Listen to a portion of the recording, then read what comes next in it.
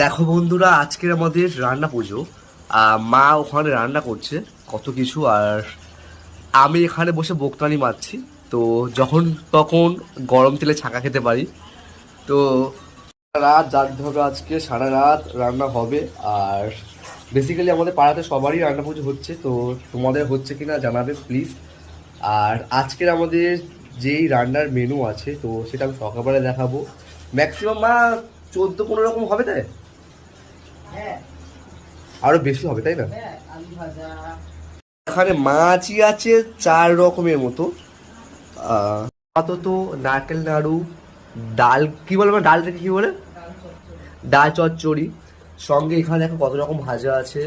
আর এই যে পিঠে, সত্যি কথা বলতে কি এখানে নারকেল নাড়ুটা কিন্তু পুরোপুরি আমি করেছি, এটাও আমি করেছি।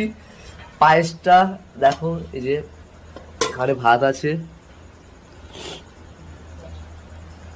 করছিলাম যেটা, সেটা হচ্ছে কিনা চালতার চাটনি।